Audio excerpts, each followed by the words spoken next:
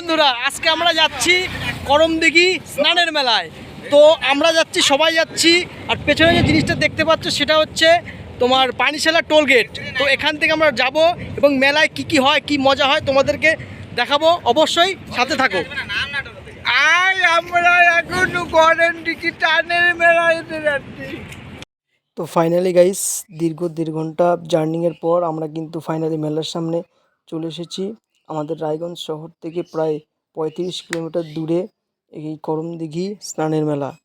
তো কথিত আছে মহারাজা কর্ণ নাকি এই এক পুকুর খননের সময় স্বয়ং ভোলানাথের শিবলিঙ্গ পান এবং সেখানে মন্দির স্থাপন করেন এবং প্রায় আস্তে আস্তে সেখানে এক মেলায় রূপান্তরিত হয়। এখানে উত্তর দিনাজপুর জেলা পাশাপাশি তোমার পার্শ্ববর্তী রাজ্য বিহার এবং মালদা, কোচবিহার, কলকাতা থেকেও এখানে এই মেলায় লোক এসে থাকেন।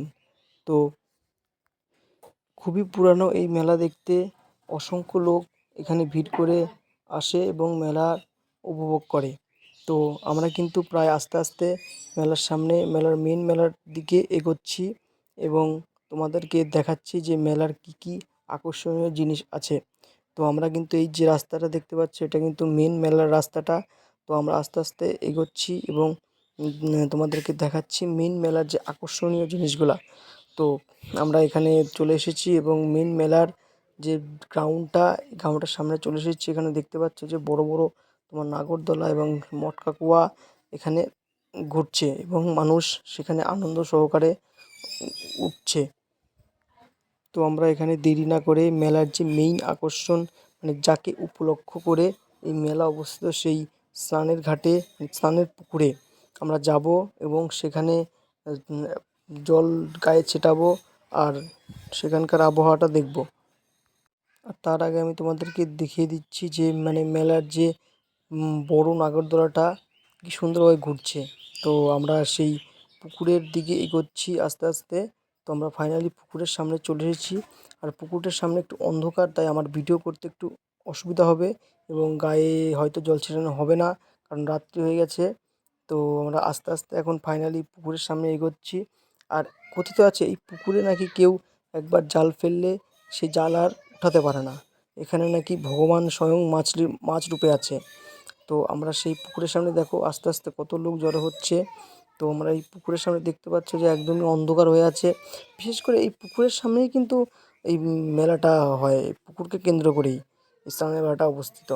তো আমরা এখন তোমাদেরকে দেখাচ্ছি যে মেইন যে ভোলানাথের মন্দিরটা, যেখানে শিবলিঙ্গটা এখানে খনন করে পাওয়া হয়েছে, সেই শিবলিঙ্গটা এই মন্দিরের ভেতরে আছে। তো এখানে সবাই ধূপকাঠি দিচ্ছে, প্রার্থনা করছে। তো তোমরাও কিন্তু করতে পারো। তো ফাইনালি একটা মাসির কাছে তোমার একটা টিকা নিয়ে নিচ্ছি এবং ওনার কাছ থেকে একটু আশীর্বাদ নিচ্ছি।